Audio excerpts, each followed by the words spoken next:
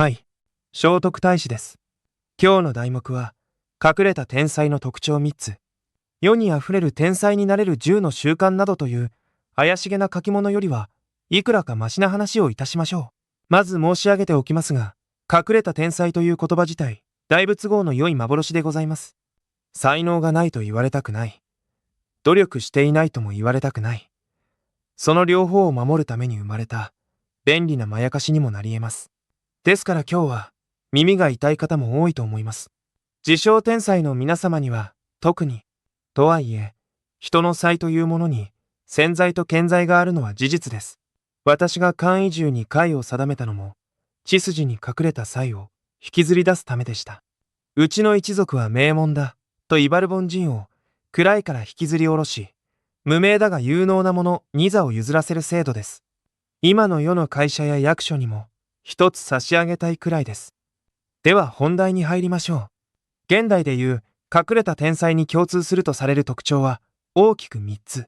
没頭力、独自の思考、内省と孤独を楽しむ性質です。どれも私から見れば当たり前すぎて、これがなくてよく天才を名乗れたなというレベルの条件です。1つ目、没頭力です。これは簡単に言えば、周りの雑音を無視して長く深くやり続ける力です。才能と呼ばれるもののかなりの部分はここで決まります。私自身、1日2日にテクニの精度などを思いついたわけではありません。仏典に注釈をつけるにも、同じ教官を何十、何百と読み返し、ああでもない、こうでもないと、延々と考え続けた末です。ところが現代人はどうでしょうか。少し退屈になれば、すぐに別の刺激を探す。新しい娯楽、新しい話題、新しい流行。集中力が切れた自分を棚に上げて、自分には才能がないと嘆く。いや、それ以前に、同じことを3年続けてから言いなさいと、私は言いたい。隠れた天才というのは、才能が眠っているのではありません。周りから見ると地味すぎて、誰も気づかないくらい、同じことを延々とやっている人です。皆が遊んでいる間に、黙って一人で基礎練習を重ねている。皆が飽きて別のことを始めた頃に、まだこれが面白いと続けている。そういうものが、ある日突然、周囲から天才だと呼ばれ出すのです。二つ目、独自の思考や主張を持ち、周囲に流されないことです。これは、ただのひねくれ者とは違います。現代には、逆張りをすれば賢く見えると勘違いしている人も多いようですが、それは安っぽい反抗心に過ぎません。私がひいずるところの天使、非没するところの天使に書をいたすとかいたとき、多くの者は震え上がりました。大国である隋に対等な言葉を使うなど無礼だと。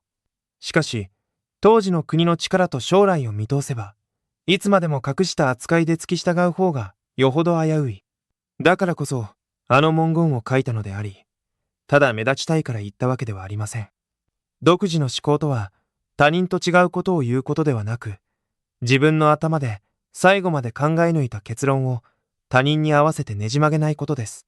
周りが右を向いていようが、それはおかしいと思うなら、左を向ける勇気。その代わり、自分が間違っていたと分かった時には、素直に頭を下げて修正できるしなやかさも必要です。隠れた天才が厄介なのは、これを静かにやるところです。大声で、俺の意見を聞けと騒がず、会議では一歩引いているのに、あの人のあんだけ筋が通っていると、後からわかるタイプです。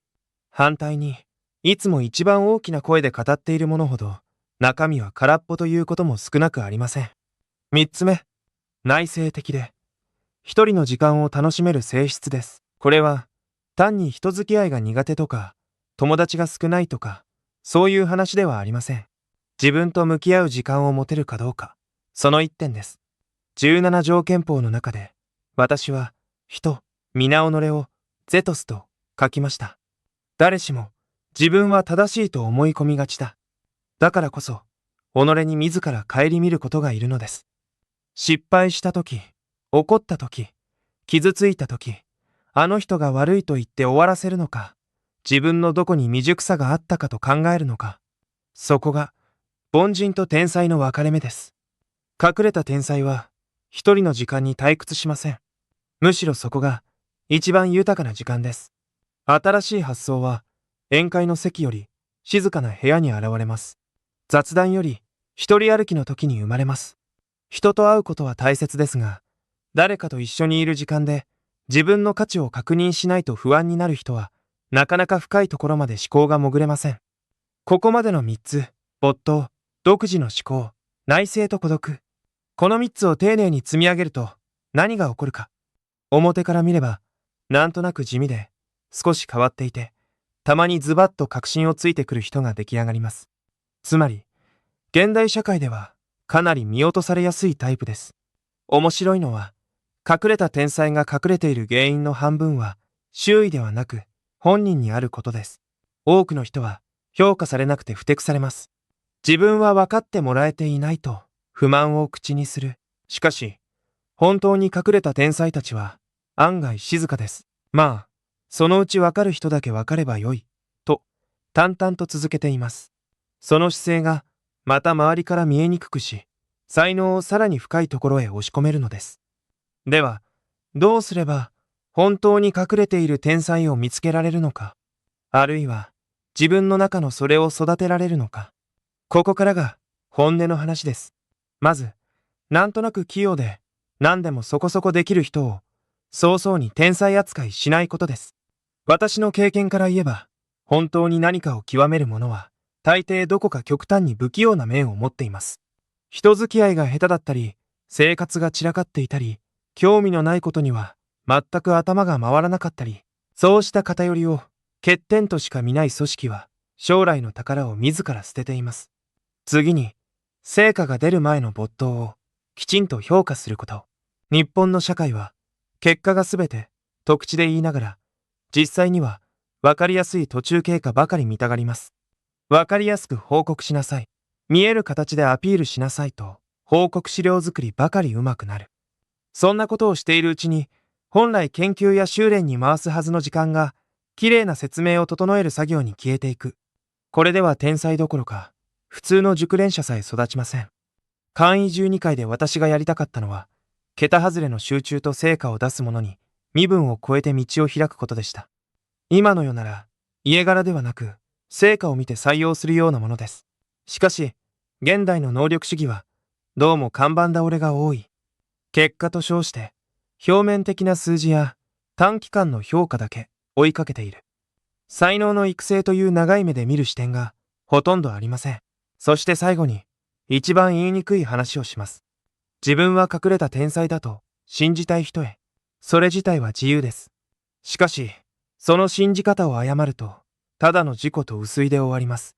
本当に隠れた天才であるかどうかは、自分ではなく、時間が決めます。10年、20年、同じことに没頭し続けて、それでもまだ飽きないかどうか。誰にも褒められなくても、評価されなくても、それでもやりたいと思えるかどうか。そこまでやって初めて、もしかすると、自分には何かあるのかもしれないと、少しだけ名乗る資格が出てきます。逆に言えば、結果が出る前に、世の中が自分を見つけてくれると期待しているうちは、隠れた天才ではありません。ただの、目立てない凡人です。耳に痛いでしょうが、ここを曖昧にするといつまでも夢から覚めません。では、まとめましょう。隠れた天才の特徴3つ。1つ、異常なまでの没頭力。皆が飽きても、まだ面白がって続けているものです。2つ、自分の頭で考えた結論を周りに合わせてねじ曲げない独自の思考。3つ、孤独と内省を逃げ場ではなく鍛錬の場所として扱える性質。この3つがある人は、たとえ今、成果が見えていなくとも大切にした方が良い人材です。そして、この3つがない人は、自分には隠れた才能があるという前に、まず今日一日を、いつもより少しだけ深く、長く、静かに使ってみてください。才能とは、天から降ってくる宝くじではありません。自分で掘り起こす鉱脈です。掘りもしないで、金が出ないと嘆くのは、さすがにお門違いでしょう。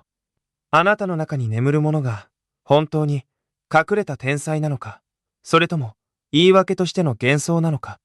決めるのは他人の評価でも占いでもありません。あなたがどれだけ静かに、どれだけ長く、どれだけ深く自分の道を歩むかです。和をもって尊しとなすとは、何も皆で仲良く上辺を揃えよ、という意味ではありません。それぞれが自分の才をしっかり磨いた上で、ぶつかり合うことを恐れず、しかし無駄なとゲトゲしさを捨てて議論せよ、ということです。隠れた天才を生かす社会とは、そのような静かな激しさを許容する社会でもあります。さて、あなたはどちら側に立つつもりでしょうか。隠れている天才を笑う凡人としてか、それとも、誰に知られずとも、自分の才を磨き続けるものとしてか。答えは、今日これからの時間の使い方が、静かに示してくれるはずです。